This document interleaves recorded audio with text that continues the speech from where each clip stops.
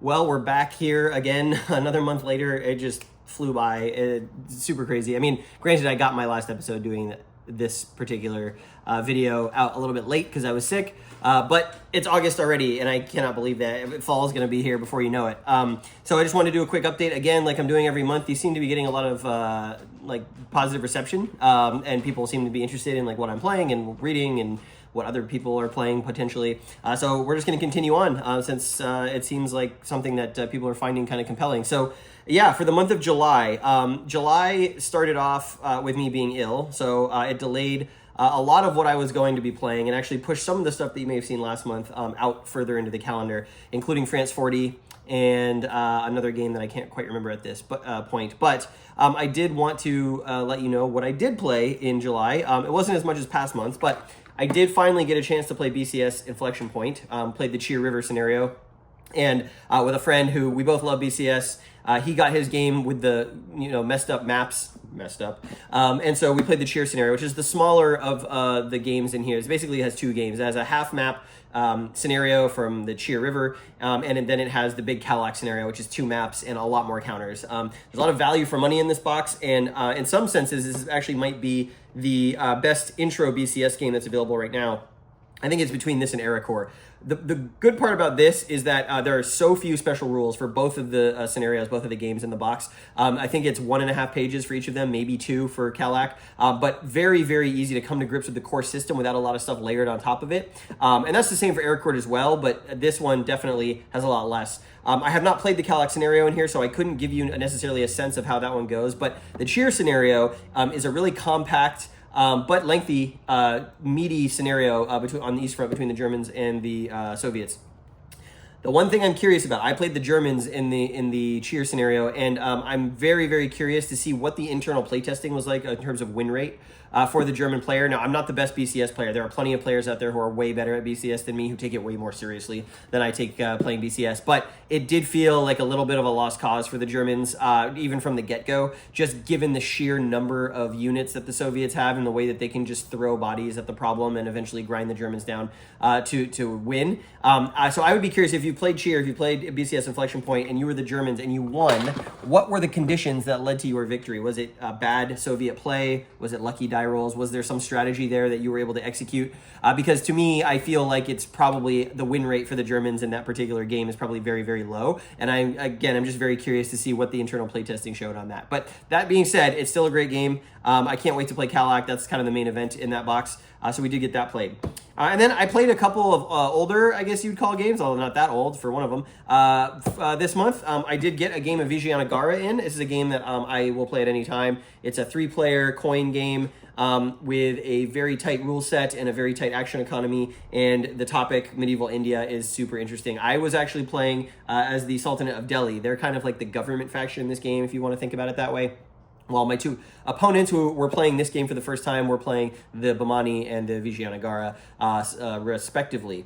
I ended up coming away with a win, just barely, I think by 1 point at the end of the game as the Delhi Sultanate. First time I've ever won as Delhi, and I managed to survive the Timurid onslaught at the very end of the game. It was a constant razor's edge battle, fighting the Mongols and then fighting the Timurids, but I did manage to win by 1 point at the very, very end on the final scoring. This is a fantastic game, a really good intro to coin as a system, and it's just really tightly designed. I'm very impressed with it every time I play it.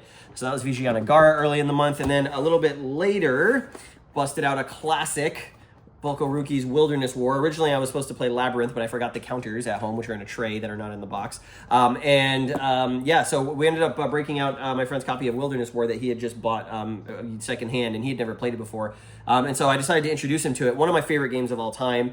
You'll know that when I used to have a different YouTube channel way, way back in the day, this is one of the games that I really did a huge blowout video, like gameplay video on. And it just is a classic for a reason. It is so competitive as a game. It's so interesting. Tough decisions with the cards. French and Indian War, one of my favorite topics in history. So we haven't finished it yet. We made it through the first year of the game as I was teaching him the rules, getting him up to speed. I was playing the French. I think if you're the better player in this game, you should always play the French because they're a little bit harder to win with, and they have less tools to work with, especially as the war goes on. So we're going to be picking that up here pretty soon. And then finally, the thing that I've been most excited about playing this month that I got to the table, and this was at our local club, playing a full 6-player game Europa Universalis, Price of Power.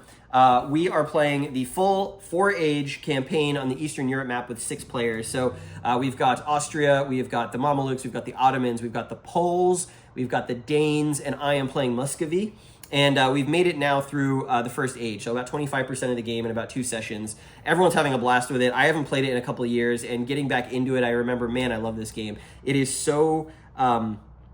The strategy sandbox that it provides is so well done, especially once you have a better grasp of the rules and you're not looking stuff up all the time. The game is actually quite a great experience. And with that many players, we're starting to see a lot of conflict. Thankfully, I thought I was going to be playing the Ottomans, but it turned out that I'm playing, the day of the game got set up, I was surprised me. I got put into the Muscovian role. And I really like my position because I'm in the corner of the board. I have a lot of time and space to kind of build up. I have a really good, the first age for Muscovy is actually really strong. You get some good leaders. And I'm adopting a strategy of sort of colonizing and conquering Central Asia. I'm not playing towards the center of the European map. I'm playing the distant continents game right now. That's working out really well for me. The Polish player, who's the player immediately to my right, to the east, to the west, excuse me, of Muscovy, has taken a huge lead and has painted a giant target on his back. The rest of the table is trying to stop him, and I just feel like I'm in a really good spot to achieve my my objectives. I've accomplished several milestones in the first age. I think 3 of the 4 got me a lot of points. I'm currently sitting in a very comfortable second,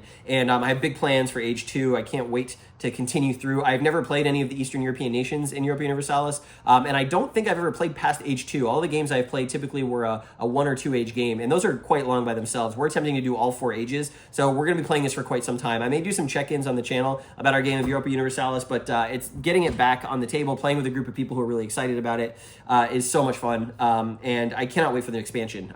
That is going to really elevate that game into the ultimate European history strategic sandbox, and I think I'm actually thinking as I'm playing right now that I might want to play this more at conventions this year. So that's everything that I played in July. Not a huge month, but a very fun month, I will say. And before I get to what I am playing in August, spoilers, one of those games have actually already started today.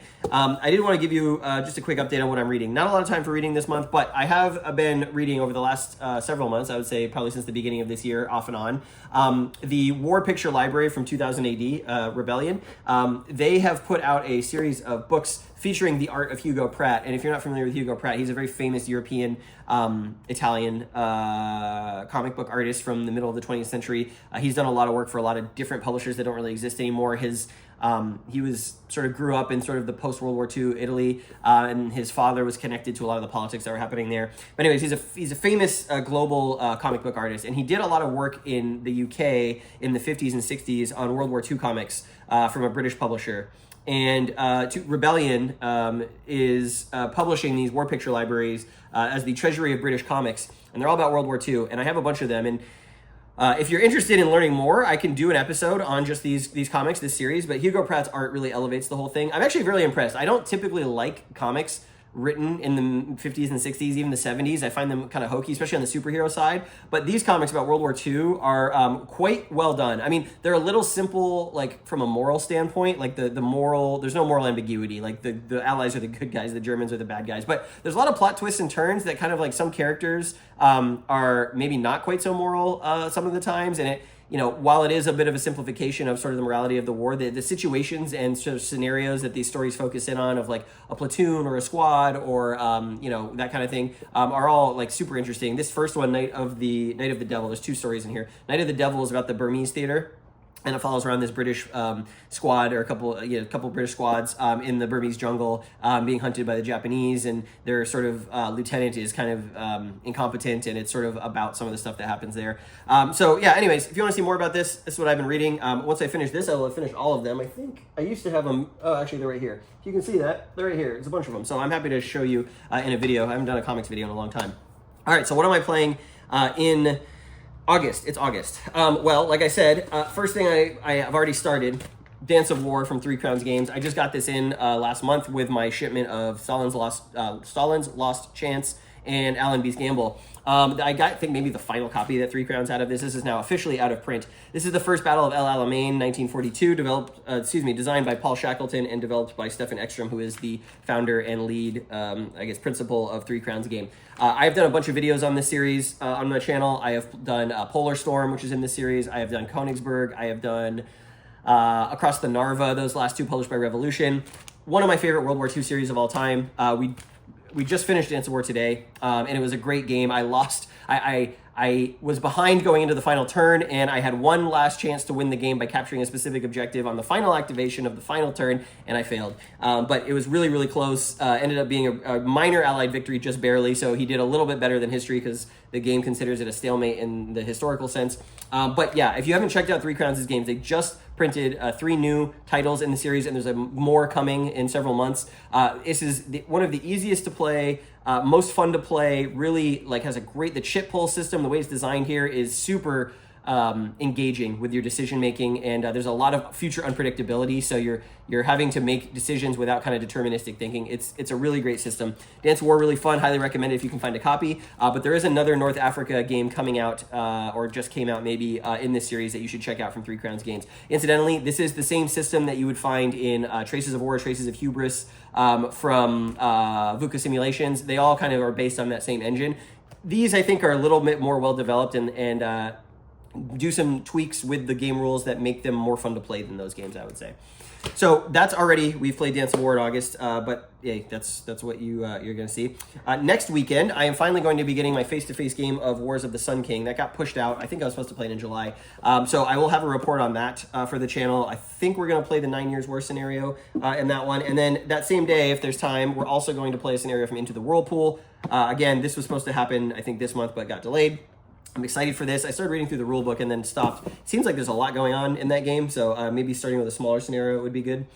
The other game that I am scheduled to play this month, if I can get the group to commit to it, is 1714 Case of the Catalans. This is a hex-based, negotiation and bidding game kind of about the War of Spanish Succession, and all the players, no one plays France, so France is kind of like this AI faction that you can use to further your own ends. You're trying to set yourself up to be in a winning position at the end of the War of Spanish Succession when the treaty is signed, so that you are the dominant power, the allied power, going into the post-War of Spanish Succession world.